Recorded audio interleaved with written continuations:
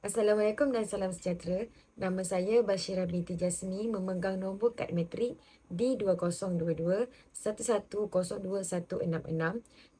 Bahan rujukan yang telah dipilih adalah artikel yang bertajuk The Impact of Parental Involvement and Student Engagement on School Dropout Intention, a Systematic Literature Review.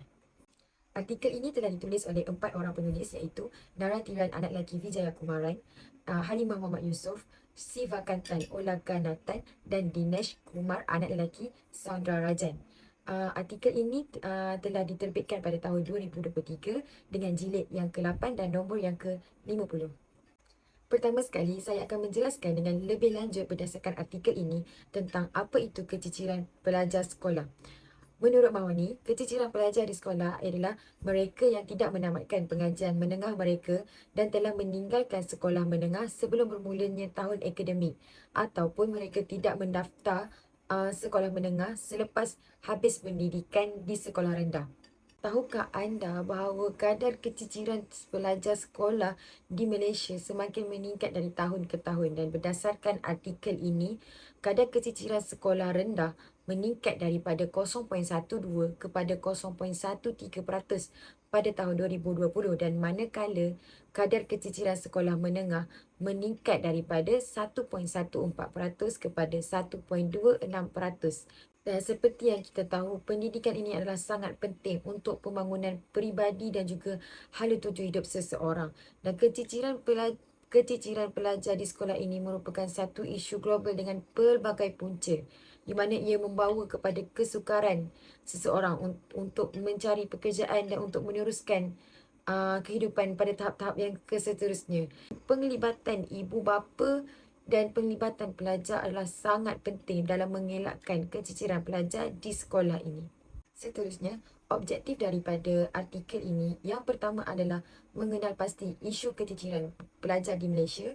Yang kedua, untuk mengkaji kesan penglibatan ibu bapa dan juga pelajar dalam isu keciciran pelajar di Malaysia. Dan yang terakhir sekali, yang ketiga, untuk menekankan kepentingan pendidikan dalam pembangunan peribadi dan juga terhadap peluang pekerjaan.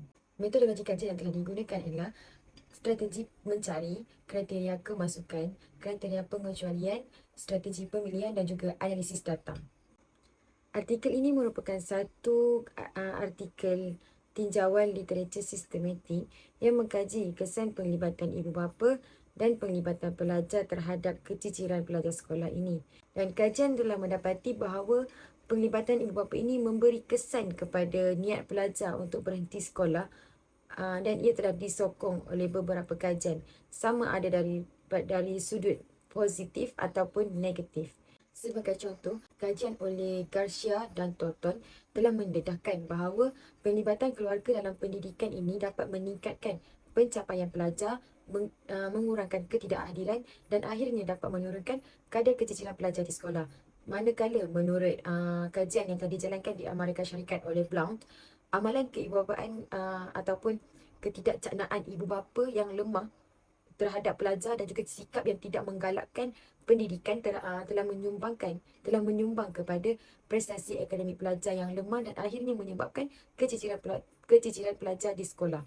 Seterusnya, penglibatan pelajar juga didapati menjadi satu faktor yang penting dalam keciciran dan juga pelbagai kajian telah menyokong hubungan ini. Menurut kajian Fall dan Roberts, keciciran pelajar sekolah ini dipengaruhi oleh elemen kontekstual, sistem kendiri dan juga penglibatan sekolah, di mana kejayaan dalam ujian dalam kelas dan juga penglibatan pelajar dalam kognisi dan tingkah laku sering dikaitkan dengan peluang yang rendah dalam keciciran pelajar sekolah.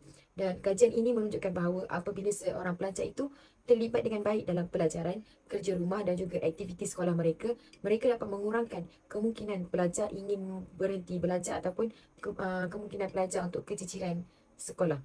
Akhir sekali, kesimpulan daripada artikel ini dapat kita tahu bahawa keciciran pelajar di sekolah ini merupakan satu isu yang penting di Malaysia, dan keciciran pelajar ini boleh dipengaruhi oleh penglibatan ibu bapa dan juga penglibatan pelajar. Dan di samping itu, kajian baru juga perlu dijalankan di Malaysia untuk menentukan tahap penglibatan pelajar dalam kalangan pelajar Malaysia dan juga kesannya terhadap keciciran pelajar di sekolah-sekolah di Malaysia. Sekian, terima kasih.